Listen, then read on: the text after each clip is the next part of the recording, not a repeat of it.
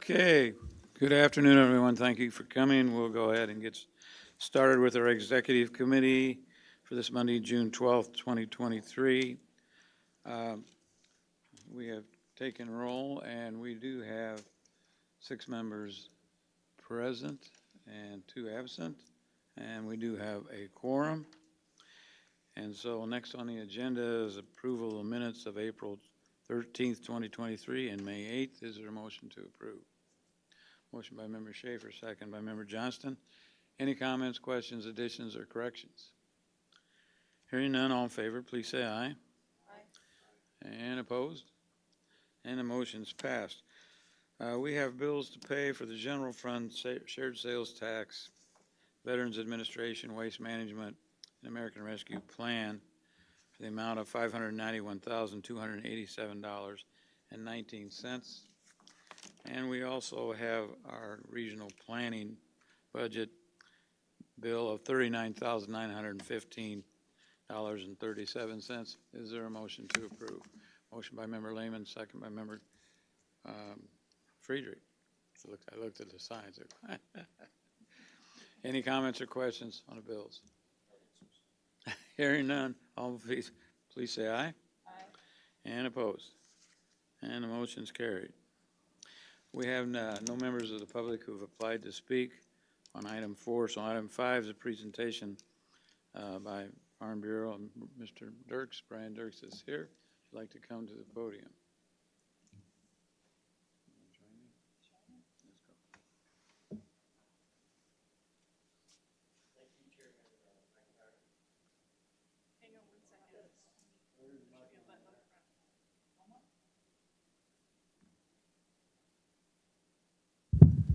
Test. Thank you.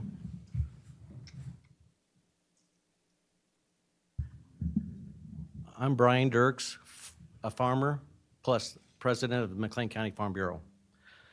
Farm Bureau is a voluntary organization, members of, some days it's about 11,500. We're going through that transition now, who's paid or who's not, but consistently we're at 11,500 members. I'd like to take a little moment to read our mission statement. Farm Bureau's mission statement: we will strive to advocate for agriculture, recognize, respond to issues affecting our members, building effective partnerships within our communities, and promote economic well-being of farm families and landowners engaged in production agriculture. We appreciate the county board for partnerships. That's what we do. We build partnerships and support and recognizing the contributions of farmers and the agriculture sector to our local economy and our communities. Agriculture, it contributes $1.5 billion annual to the local economy, supporting 5,593 jobs. McLean County, as you know, I think last time I was here, I mentioned we led the nation in corn and soybean production. I'm here tonight to present this plaque recognizing McLean County as allies in agriculture for adopting the resolution at your March meeting.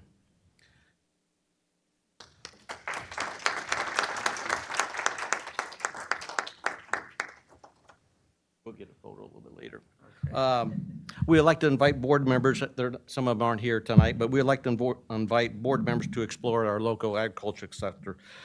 The farmer's market, take a drive out in the country. You can go to Downs on Wednesdays, go to farmer's market. Leroy, Colfax just started one. Farmer's markets is new out. I mean, we've had the downtown farmer's market and it's nice. You've got all the farm people coming in to see the urban people. Now, sometimes maybe the urban people need to go visit our small towns. We have an ag history tour coming up June 24th. It's hosted by the McLean County Farm Bureau. The tour guide is Don Meyer. And if none of you know Don Meyer, he is it's Don Mr. Ag Myers. That's his middle name, is agriculture. Also take a drive through the McLean County and explore the Heritage University of Illinois Extension Barn Quilt Heritage Trail. And also, please come out to the McLean County Fair. It's July 26th through the 30th. Thank you. Thank you.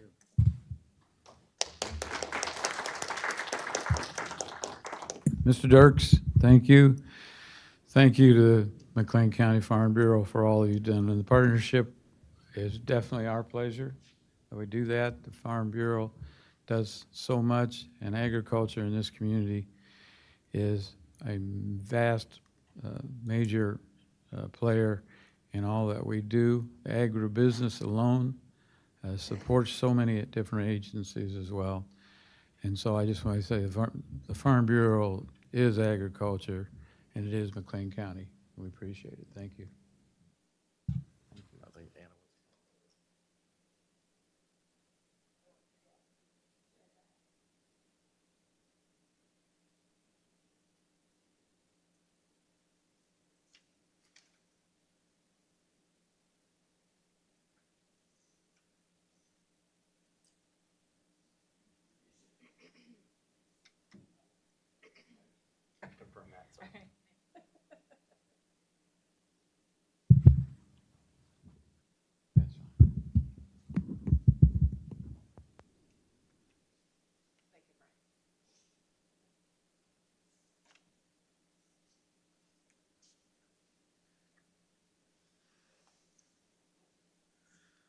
Okay, let's move on now to departmental matters. First of all, Executive Committee, we have appointments and reappointments presented before you.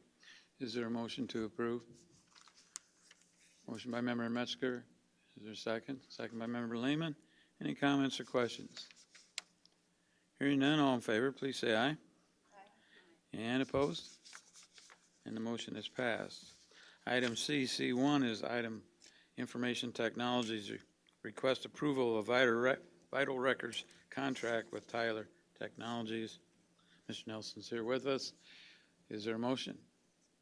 Motion by Member Schaefer. Is there a second? Second by Member Johnston. Comments or questions? Yes, I'm sorry. Member Metzger. I have two questions, and I know what this is, and I certainly support this. I just had a couple of questions that I could not really locate in the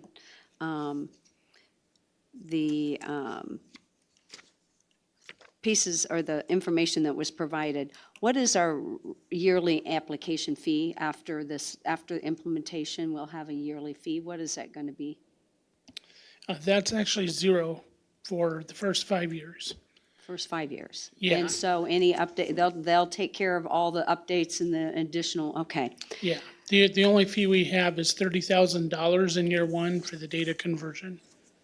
And then, how long will they provide the support for, once that, everything is converted, and then at no cost, they should have like a warranty period? What is that warranty period?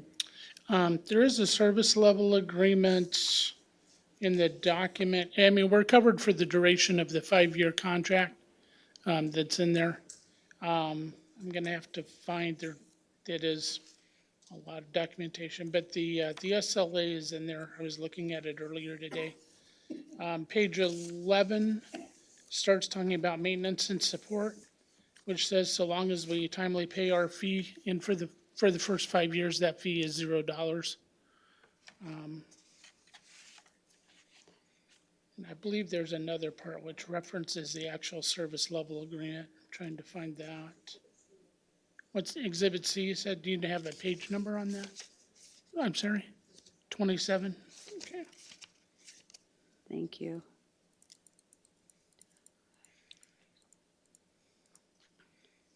Yeah, thank you. Are there any other questions? Hearing none, all in favor, please say aye. Aye. And opposed? And the motion has passed. Thank you, sir. And we will move on. Behavioral Health Coordinating Council has nothing to report tonight. So we're going on item 3 for presentation for information. And we have with us Crystal Williams and Anna Mendoza. If you'd like to come up to present the precinct maps, yeah. Do you want to have Craig talk about the web Oh, design? I'm sorry, did I miss something? Oh, yeah. Well, this is information, right? I'm sorry, Craig. Cut you off early. That's okay. I think we're referring to item 3A, the county web design update. So if you haven't had a chance, please go out and check out McLeanCountyIL.gov. Dan's putting it up there on the screen for you now. It's been redesigned. There's not a lot of different content. This was primarily twofold in approach. One was aesthetics. We wanted to improve the aesthetics. And then in functionality, we've incorporated the health department in as part of the McLean County site, whereas before this, they had their own separate site. That website URL is still alive. If you go to health.mcleancountyil.gov, it just brings you here. But the Board of Health last year approved integrating this. We'd originally been set up as two different sites because the health department went to this website provider before the county did. So they were two different accounts with two different websites. I'd actually like to acknowledge Dan, who is back there running the AV for us tonight. He was the project manager on this and did an outstanding job. I knew that what we didn't want was a pair of almost 60-year-old eyes trying to figure out the aesthetics of a website. So Dan put together a team which included Kyle Mueller from administration and Amy Baker from human resources, Jonathan Reed and Jessica McKnight from the health department, and Joseph Weeder, who's a programmer on our staff and also does website. And there was a lot of work that they took on themselves rather than contracting it out.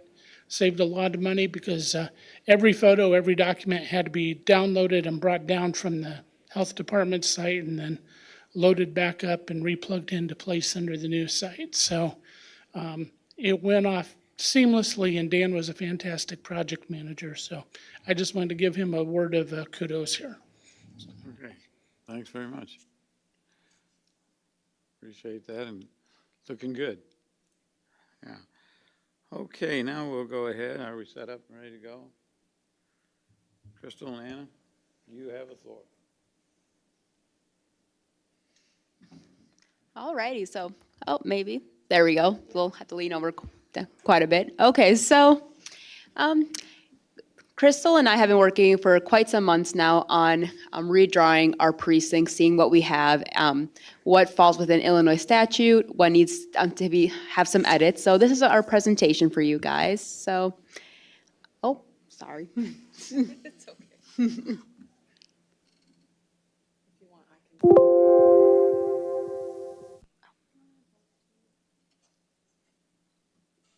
Yeah, you can, yeah. Okay, so just as a reminder, we have out here on the board, so what the statutory precinct requirements are. And the county board shall, at its regular meeting in June or an adjourned meeting in July, redivide or readjust, and all precincts shall contain near as may be practicable 12,000 registered voters, and insofar as practicable, a single congressional, legislative, and representative district, one county board district, and one municipal ward, and as contiguous and compact as form as can be for the convenience of electors and voting therein. So there are quite a lot of rules to follow, trying to make everything work as best as possible. So how we started out was looking merely at what we had. So this map here shows the current precincts as they were and how many registered voters there were within each of those precincts. The green falls less than 500. The yellow or orangey color, 500 and 900. The darker orange, anywhere between 900 and 1,200, so that was pushing it. And anything that falls in the red was way too many registered voters within that precinct. So if you want to go to, yeah, thank you. So we started out by looking at what we had and inputting the registered voter counts into our GIS software. So we got those counts from the county clerk's office and from Bloomington, the Bloomington Election Commission. And that data was just the addresses of registered voters. There was no other information or about that voter attached, just 1 point. There are 3 voters at this address, 1 or any number of voters. We then traced the current precincts as we had them and loaded the political line work to figure out which precincts crossed boundary lines, which ones had too many voters, maybe some had too few voters, and try to work fit within Illinois statutory requirements as best as possible. So getting voter counts, as I mentioned, we got them from the county clerk's office and the Bloomington election office. No other information was attached to that, to those voter addresses, just the point and the number of voters. We then geocoded and matched the addresses and created points from the data. So our data is approved for next generation 911 or next gen 911. And McLean County does have some of the most accurate data in the state. So we are very confident in our addressing. After we got those points, we chose the smallest unit of line work from the census, which would be the census blocks. So we attached the number of voters per those blocks spatially. And the software must follow the census blocks to redistrict. It does require us to choose a boundary. So blocks were necessary to use. And from there, I'll pass on to Crystal. Okay, thanks, Anna. Okay, so when we got that data as the census blocks and we loaded it into the software, our next step was we're going to start as close as we can to the current precincts. So we had to trace those precincts to the census blocks, and those census blocks were also updated in 2020. So they couldn't be perfect in some areas, and we had to maybe, like Danvers, we had to extend north a little bit. Then we brought in all the political line work. This is where it starts to look a little messy, but we can zoom into areas in this software to really nail out what areas we can pull in and not. So right here we have the green, that's the board districts. Purple is the US House, orange is the state Senate, pink is the state House. The blue lines are the political townships. And you can't really see it that well, but the dashed lines are the city of Bloomington limits. Just to note too, some of these districts, as in like the US House, State Senate, and the State House, they don't even follow the same lines themselves. So there may be blocks that they just missed themselves, and so one may be going north and the other one is south. So we kind of have to pick and choose what we think is going to work best with our line work. Then we get to editing. And we have to, like Anna said, we have to add and remove areas by those census blocks in that software because it's tied to that registered voter count, and that's how it can grab and recalculate the population. Population in this is just the voter registrations. We try to get under 1,200 as best as possible. And then we also try to follow the political districts. And as this example here, it's not easy. So let's say we try our best to do all those things. If we find out that we think it's impossible to reduce the voter total, or we're going to cross so many district lines, we decided we should just make a new precinct. So this example, thank you, is for precinct normal 25. So if you focus on that area, you can see that we have a county board district, that green line. And then we have, by like normal 20, district 4, you can actually see the county board line now is different. So I'm going to show you on the next slide kind of what we went through. So there was a lot of population, voter registrations, voter totals in normal 25. And we had to reduce that somehow. Easily, the first thing is, well, we go into another district. So we're going to remove those census blocks that's in District 1. And so you can see we cut that area from normal 25. The next thing is it was still over 1,200 voters. So that's when we decided there's going to be a new precinct there, and that's normal 35. And also normal 35 now follows that county board district line to the west. So that's just an example of one of the, gives you an idea of what we were going through daily with trying to move these lines to make it work.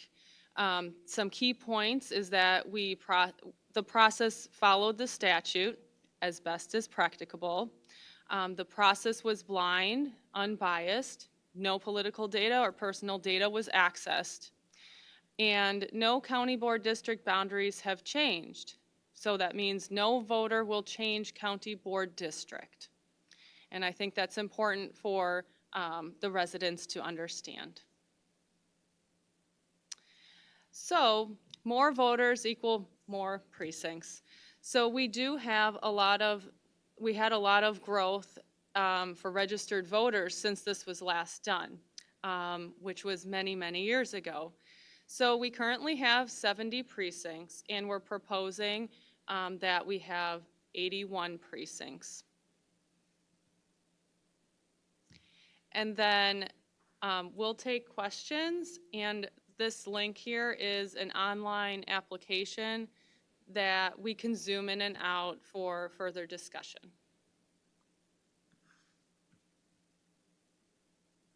Maybe. Here we go.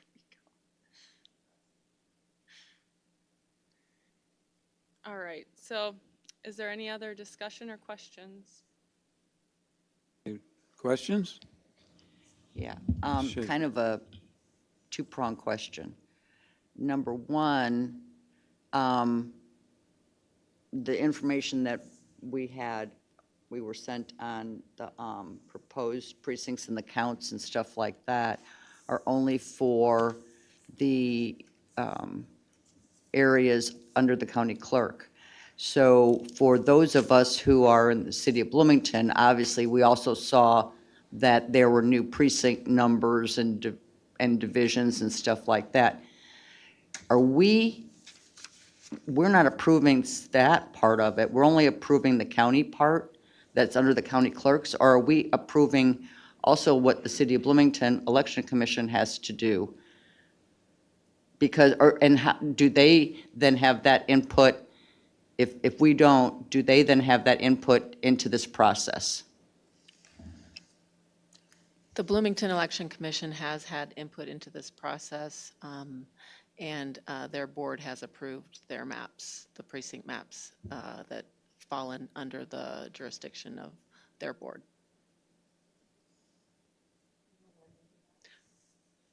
You can go.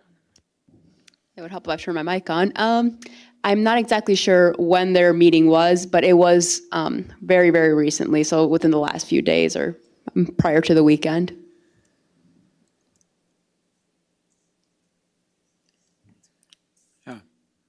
Member Metzger.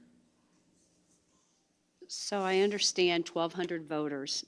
I don't understand why Randolph 1 was created, because Randolph 1 only has 154 people in it, and the others, their other Randolph, nothing, if you added 154, you would never exceed 1,200. That makes no sense to me. I guess, what am I missing?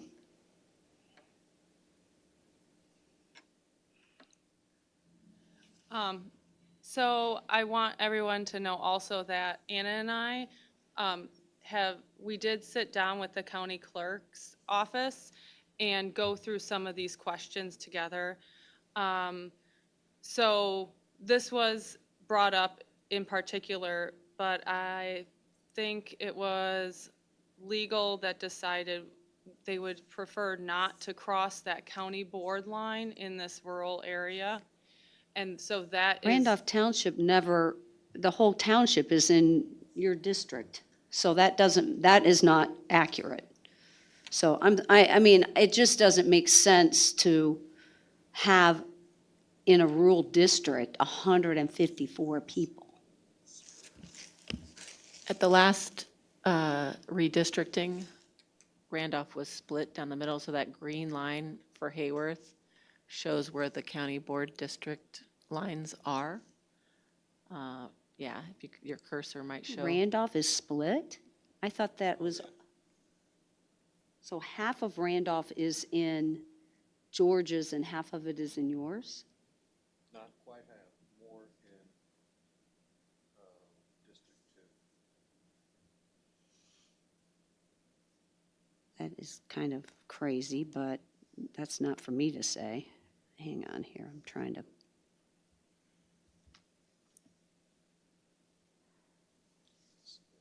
So. Well, you can see the township right there, right? I Yeah, mean, the townships the are township is the blue. blue. I right? know it's kind of hard to see with some of the overlap, but you can And so the see county board Randolph. is green.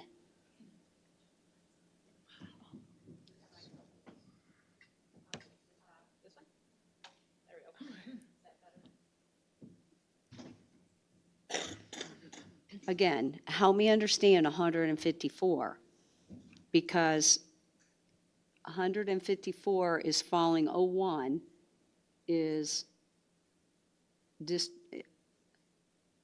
Randolph 01 is where?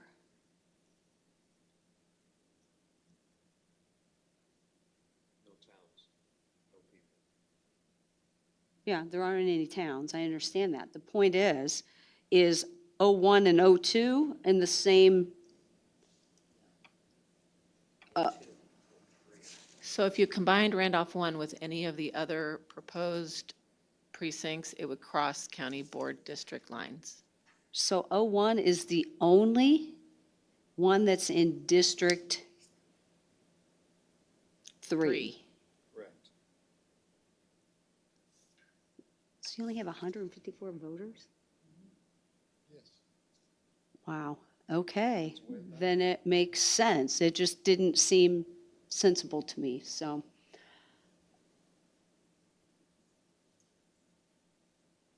I can't believe you only have 154 voters in that area, but I guess that's true. All right, thank you. Okay, other questions? Member Johnston? Thank you. I know that you guys had put in quite a bit of work, and so, looking at some of the changes, I specifically was kind of honing in on District 5, which is mine.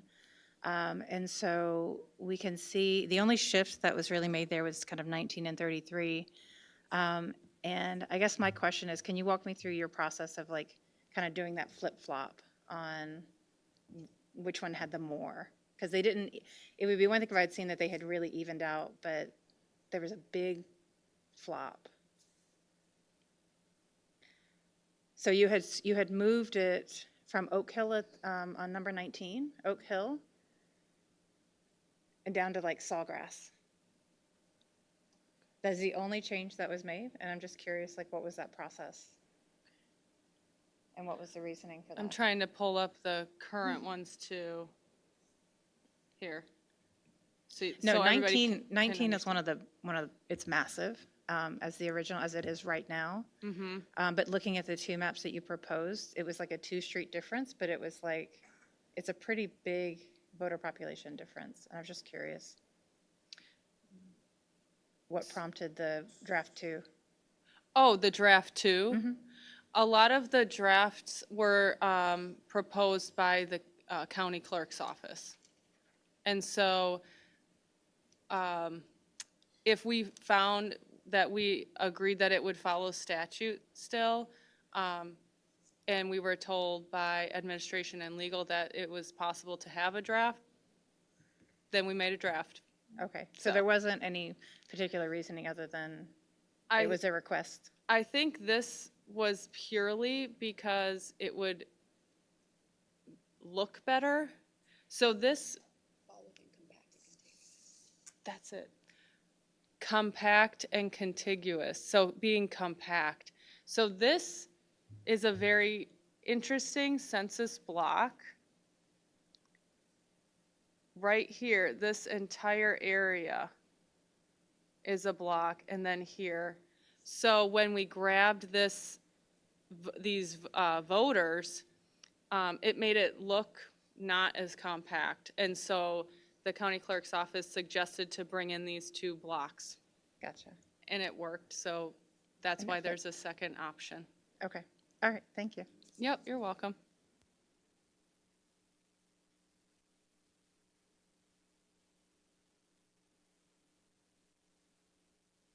Sorry, anyone else? Go on. Mr. Erickson.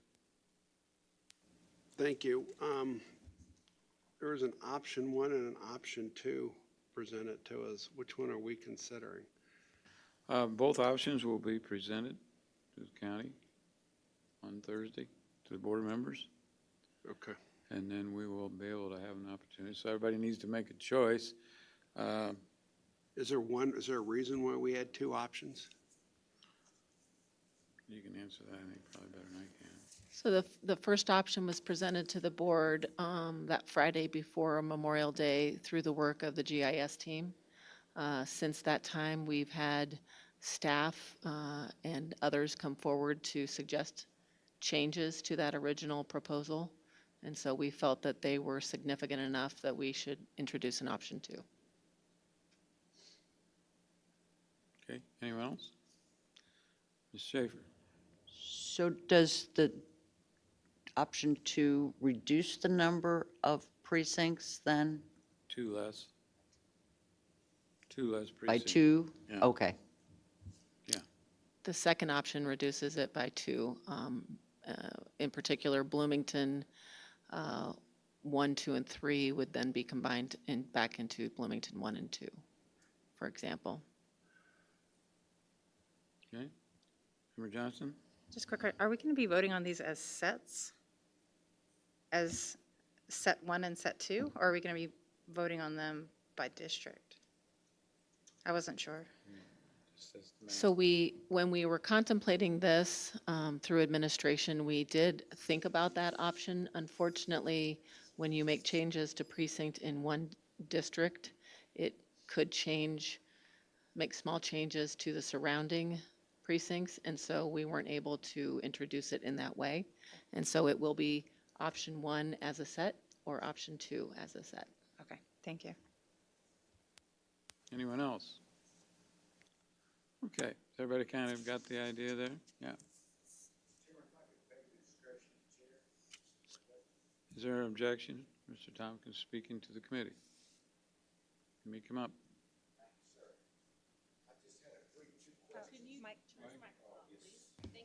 Two brief questions, if I may. One, clarify that no county board voter will change districts. Is that correct? Yes, that is correct. And number two, if you could zoom in to just any random street where there's a green line.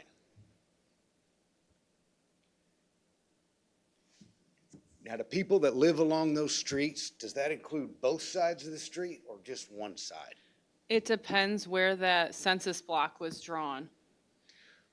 So, For example, could you look at Grove Street, precinct 8?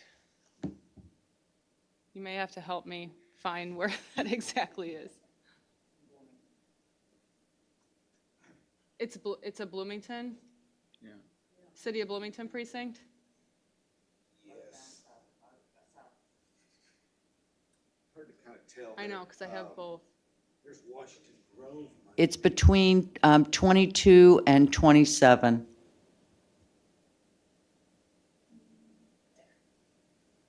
Yeah, would that have both sides of that or just one? So you can actually, you can see so the I've got one building side. footprints. Yep. Thank you. You're Appreciate welcome. it. Thank you, Mr. Chairman. You're welcome. Anyone else? I believe that in District 5, there was, this is the last election, there was one little chunk triangle that actually was part of the Bloomington Election Commission too. Were there others, do you know?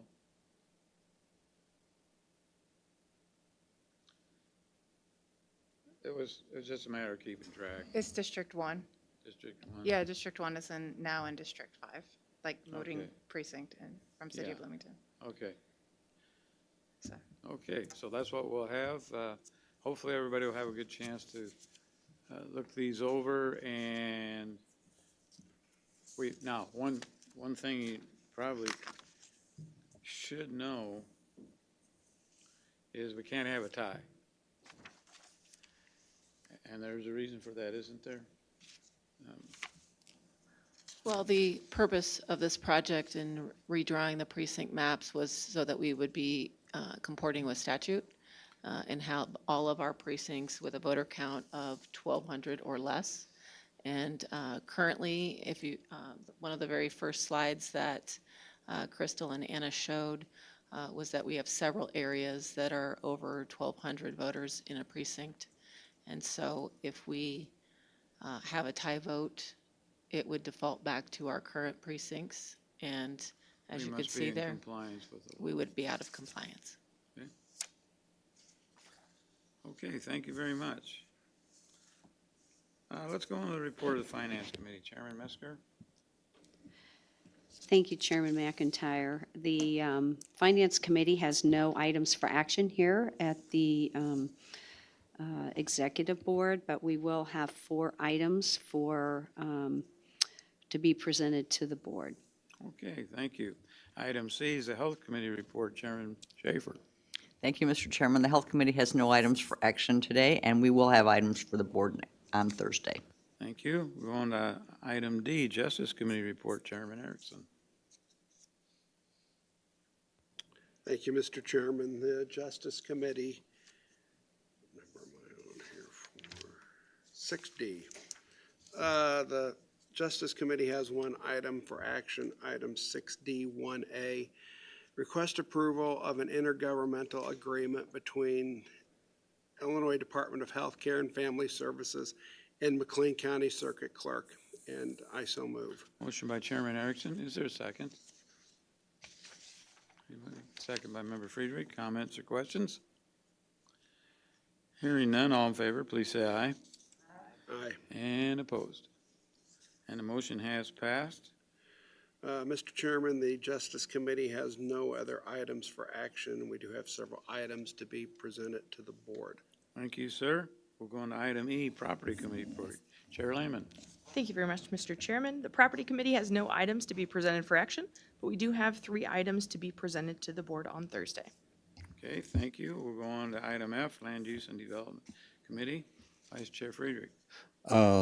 Land Use and Development has no items before executive and will not be bringing any items to full board. Thank you. Thank you, sir. Go on to the report of the Transportation Committee. Member Rogal, he's not here. Who's the vice chair? Member Solner. So we need a senior member, which would be, you were, okay. Vice Chair, yeah, Transportation. Item G1A, request approval of an intergovernmental agreement with the City of Leroy, pages 5763, and I so move. Motion by Vice Chair Friedrich, second by Member Johnston. Comments or questions? How much, Member Friedrich, are you aware of this agreement that we, do you have much insight? I guess I'm just, I know that this company does Bloomington and Normal. And so now we're looking at having this be a part of the county. I'm not sure I'm real comfortable with license plate I cameras. can speak to that. So, Okay. So the agreement, this agreement with our highway department is just for the installation and proper placement of these cameras to make sure that they're far enough off the roads.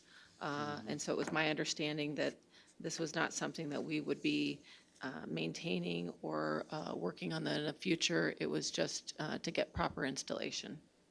so the city can use them, not Correct. for the county. Correct. All right, This is for the city of Leroy. This is City of Leroy's choice. okay, Okay. thank you. Any other questions? Member Erickson? If the county were to vote no, what would be the result? My assumption is the City of Leroy would have to go out and figure out what they were going to do for installation purposes. Okay, thank you. Than our agreement to help. Thank you. Highway Department's always trying, So, Please I'm sorry, go right ahead. go ahead, Member Lehman? Just a curiosity, do we have any other municipalities or areas in the county that utilize highway, or that utilize these type of cameras that the highway department has installed previously? I do not believe so. No? And then this information, would it be then in tandem and/or available to the sheriff's department, should need be, or is this something that is locked down and information only accessible to the town of Leroy?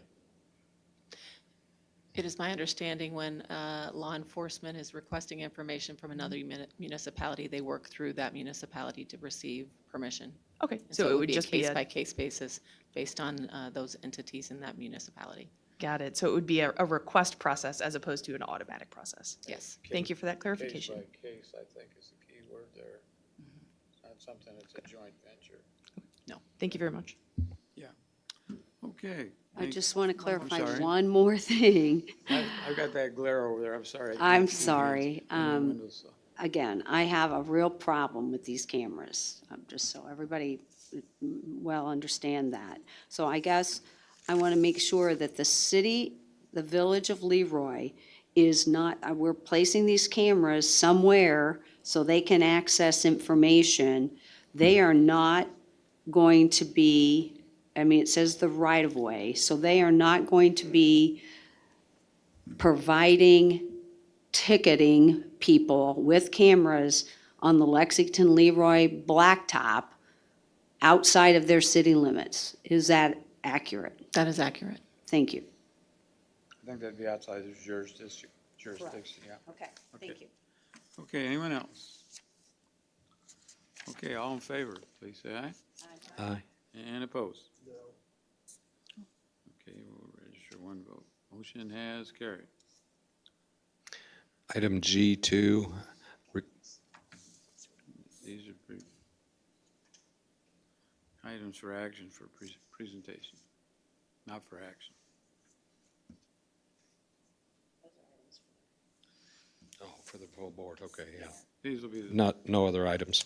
okay, thank you. We're going to the report of the county administration. Cassie Taylor. Thank you, Chairman. I have two things to be presented for action this evening. The first is 6H1A, request approval of an emergency appropriation ordinance amending the McLean County fiscal year 2023 combined annual appropriation and budget ordinance for Fund 0113, and that is located on page 64. Is there a motion? Motion by Member Schaefer, second by Member Lehman. Comments or questions? Hearing none, all in favor, please say aye. Aye. And opposed? And the motion's passed. Thank you. Next, I have request approval of a contract with Southern Bus and Mobility for a mobile medical unit. This is coming before Executive Committee because these are ARPA funds that were designated for the Health Department. Okay, and that's found on pages 68 through 73, if you haven't seen a picture of that. Is there a motion to approve? Motion by Member Johnston. Is there a second? Second by Member Lehman. Comments or questions? Hearing none, all in favor, please say aye. And opposed? And the motion has passed. Thank you. I have no other items to present to the board this evening. Okay, thank you. Is there any other business or communications this evening? Member Erickson. I just wanted to say quickly that the reason for my vote on item 6G1A is I want to study that issue some more. Thank you. Okay, thank you. Duly noted. Anyone else? Hearing none, take care of each other and yourselves, and this meeting is adjourned. Thank you.